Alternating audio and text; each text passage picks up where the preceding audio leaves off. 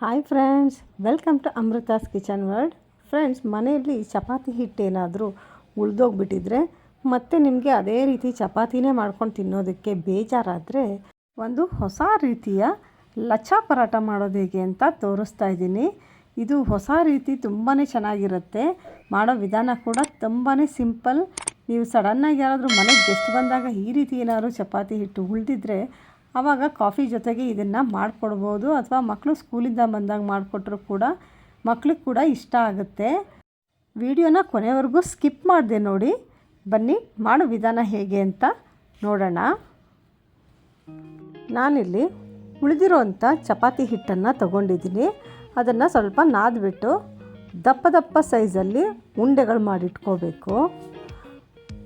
ನಂತರ ಎರಡು ಸೈಡು ಸ್ವಲ್ಪ ಗೋಧಿ ಹಿಟ್ಟನ್ನು ಹಚ್ಕೊಂಡು ಚಪಾತಿ ಸೈಜಿಗೆ ಒತ್ಕೋಬೇಕು. ಆದಷ್ಟು ಸ್ವಲ್ಪ ದಪ್ಪದಾಗೆ ಲಟ್ಟಿಸ್ಕೋಬೇಕು. ಲಟ್ಟಿಸ್ಕೊಂಡ ನಂತರ ಇವಾಗ ಇದಕ್ಕೆ ಸ್ವಲ್ಪ ಎಣ್ಣೆಯನ್ನು ಹಾಕ್ಕೊಳ್ಬೇಕು. ನೀವು ಎಣ್ಣೆ ಬದಲು ತುಪ್ಪನಾದರೂ ಯೂಸ್ ಮಾಡ್ಬೋದು, ಅಥವಾ ಬಟರ್ನ ಕೂಡ ಹಾಕ್ಕೋಬೋದು. ನಂತರ ಸ್ವಲ್ಪ ಗೋಧಿ ಹಿಟ್ಟನ್ನು ಉದುರಿಸ್ಕೊಳ್ತಾ ಇದ್ದೀನಿ. ನಂತರ ಸ್ವಲ್ಪ ಚಿಲ್ಲಿ ಪೌಡರ್ನ ಹಾಕ್ಕೋಬೇಕು. ಚಿಲ್ಲಿ ಪೌಡರ್ ಹಾಕಿದ ಮೇಲೆ ಸ್ವಲ್ಪ ಕೊತ್ತಂಬರಿ ಸೊಪ್ಪನ್ನು ಸಣ್ಣ ಸಣ್ಣದಾಗಿ ಕಟ್ ಮಾಡಿಬಿಟ್ಟು ಹಾಕ್ಕೊಳ್ತಾ ಇದ್ದೀನಿ. ನಂತರ ಸ್ವಲ್ಪ ಆಮ್ಚೂರ್ ಪೌಡರ್, ಸ್ವಲ್ಪ ಚಾಟ್ ಮಸಾಲ, ಹಾಗೆ ಸ್ವಲ್ಪ ಬಿಳಿ ಎಳ್ಳನ್ನು ಹಾಕ್ಕೊಳ್ತಾ ಇದ್ದೀನಿ. ಇದಿಲ್ಲ ಅಂದರೆ ಕಲ್ಲೊಂಜಿ ಬೀಜ ಕೂಡ ಹಾಕ್ಕೋಬೋದು, ಅಥವಾ ಕಪ್ಪು ಎಳ್ಳನ್ನು ಕೂಡ ಯೂಸ್ ಮಾಡ್ಬೋದು.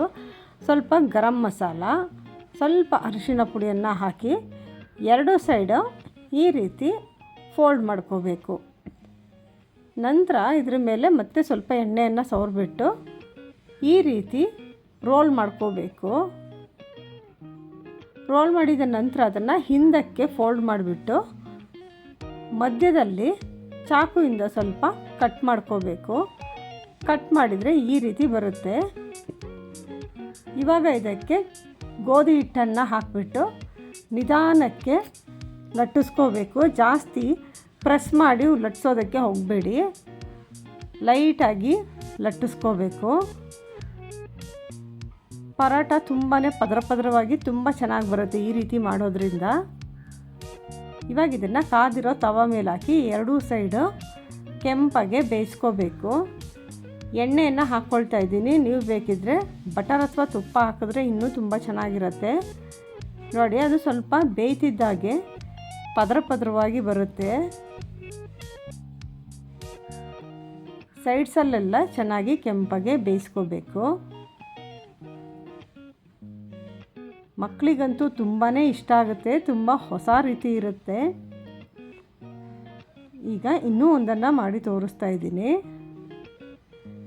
ಮನೆಗೆ ಯಾರಾದರೂ ಸಡನ್ನಾಗಿ ಗೆಸ್ಟ್ ಬಂದಾಗ ಈ ರೀತಿ ಏನಾದರೂ ಉಳಿದಿರೋಂಥ ಚಪಾತಿ ಹಿಟ್ಟು ಇದ್ದರೆ ನೀವು ಇದನ್ನು ಮಾಡಿಕೊಡ್ಬೋದು. ಬಂದವ್ರಿಗೂ ಕೂಡ ಇಷ್ಟ ಆಗುತ್ತೆ, ನೋಡೋದಕ್ಕೂ ಹೊಸ ರೀತಿಗೆ ಅನಿಸುತ್ತೆ. ಎರಡೂ ಸೈಡು ನೋಡಿ, ಇದನ್ನು ಕೂಡ ಕೆಂಪಗೆ ಬೇಯಿಸ್ಕೊಂಡಿದ್ದೀನಿ. ಉಳಿದಿರೋಂಥ ಹಿಟ್ಟಲ್ಲಿ ಸುಮಾರು 3ರಿಂದ 4 ಪರೋಟ ಆಗಿದೆ.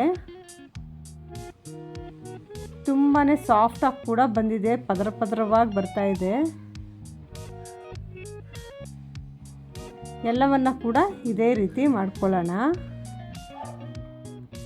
ಈಗ ಲಚ್ಚಾ ಪರಾಟ ರೆಡಿಯಾಗಿದೆ. ಸರ್ವಿಂಗ್ ಪ್ಲೇಟ್ಗೆ ಹಾಕ್ಕೊಳ್ಳೋಣ. ನೋಡಿ, ಅದು ಬೇಯ್ತಿದ್ದಾಗೇ ಹೇಗೆ ಪದರವಾಗಿ ಬರ್ತಾ ಇದೆ ಅಂತ. ತಿನ್ನೋದಕ್ಕೆ ತುಂಬಾ ಸ್ಮೂತಾಗಿ ತುಂಬಾ ಚೆನ್ನಾಗಿರುತ್ತೆ. ಖಂಡಿತ ಈ ರೆಸಿಪಿನ ನೀವು ಕೂಡ ಒಂದು ಸಲ ಟ್ರೈ ಮಾಡಿ ನೋಡಿ, ನಿಮಗೂ ಕೂಡ ಇಷ್ಟ ಆಗುತ್ತೆ.